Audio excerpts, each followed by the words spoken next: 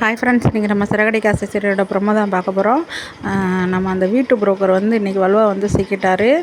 அவங்க இந்த மீனாவோட ஃப்ரெண்டும் ரோஹிணியோட ஃப்ரெண்டு வந்து மீனாவை வீடு பார்க்க கூப்பிட்றாங்க. மீனா, நீங்கள் தான் என்னோடய லவ் குரு, நீங்கள் கண்டிப்பாக எனக்கு வந்து வீடு பார்த்து சாவிக்கு கொடுத்தா தான் நான் வீட்டை பார்ப்பேன், அட்வான்ஸ் கொடுப்போம் அப்படி சொல்லிட்டு அவர் சொல்லியிருக்காரு அப்படின்னு சொன்னமே. அப்படியாம்மா, கண்டிப்பாக நாங்கள் வரோம் அப்படின்னு சொல்லி முத்து அவங்க ஃப்ரெண்டு கூப்பிட்றாங்க. 2 பேருமே வீடு பார்க்க போகிறாங்க. பார்த்தியா, ஆம்பளை பசங்க எப்போயுமே இப்படி தான், எதுலையுமே விட்டு கொடுக்க மாட்டாங்க அப்படின்னு சொல்லிட்டு மீனாட்ட சொல்லிக்கிட்டே முத்து போகிறாரு.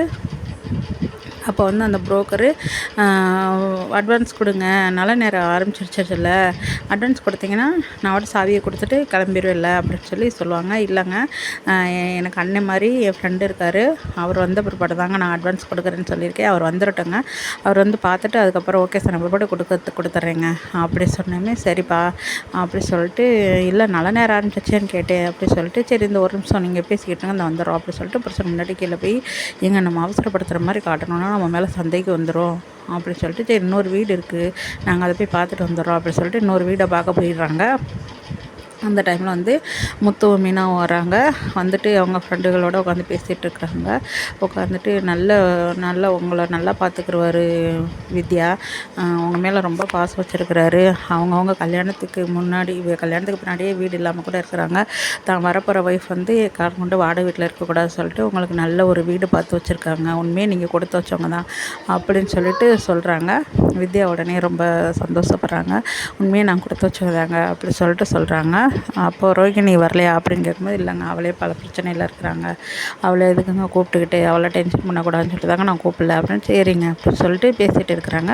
அப்போது எவ்வளோங்க அட்வான்ஸு அப்படின்னு, 25 லட்சம் அப்படின்னு சொன்னமே. 25 லட்சம் செக்காக கொடுத்துட வேண்டியதானே, அப்படி எதுக்கு கேஷ் அப்படி எடுத்துகிட்டு வந்திருக்கீங்க, எனக்கு வெறும் கட்டுக்கட்டாக இருக்குது அப்படியே. பாரு மீனா, நான் 25 லட்சம்லாம் பார்த்ததே இல்லை மீனா அப்படி சொல்லிட்டு நோட் எடுத்து பார்க்குறாரு. மோந்து பார்க்குற, பார்த்தியா இது புது நோட்டோட மனம் எப்படி இருக்குது பார்த்தியா, பணத்தோட மனம் அப்படி சொல்லிட்டு மோந்து பார்க்குறாங்க. மோந்து பார்த்துட்டு அப்போது அவங்க பாட்டி சொன்னதாக சில விஷயங்கள் சொல்லிவிட்டு நல்லா ஜாலியாக பேசி சிரிச்சுட்டு இருக்கும்போது அவங்க அந்த புரோக்கர் வந்துடுறான்.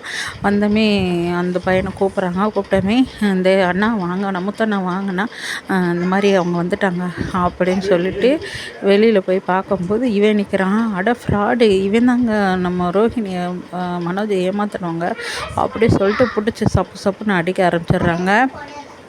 அடித்தோடனே, நீ அடிக்காதீங்க அப்படியே, டே எங்கடா எங்ககிட்ட இருந்து களவாண்ட பண்ணலாம் அப்படி சொல்லிட்டு இருக்கும்போது முத்து வந்து மனோஜுக்கு ஃபோன் பண்ணுறாங்க. டே மனோஜ், நான் அந்த புரோக்கரை கண்டுபிடிச்சிட்டேன்டா, வாடா சீக்கிரம் அப்படி சொன்னோமே. எங்கடா அப்படின்னு, லொக்கேஷன் அனுப்புகிறேன் அப்படி சொல்லிட்டு ரோஹிணி கூட்டிகிட்டு வாடா அப்படின்ட்டு வேகமாக வராங்க. அவங்க 2 பேர் வராங்க. வந்தமே பலார்னு அறைய போடுறாங்க. ஏன்டா ஃப்ராடு பயல்களை, ஏன்டா பொம்பளை யாருனும் நீ இப்படி ஏமாத்திரியடி அப்படி சொல்லிட்டு அவளு ரோஹிணி 2 அடி அடிக்கிறா.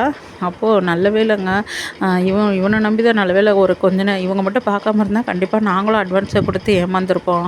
நல்ல வேலை, தேங்க்யூ முத்து, தேங்க்யூ மீனா, நீங்கள் இல்லைன்னா அப்படியே சொல்லிட்டு வித்யா ரொம்ப சங்கடப்படுறாங்க.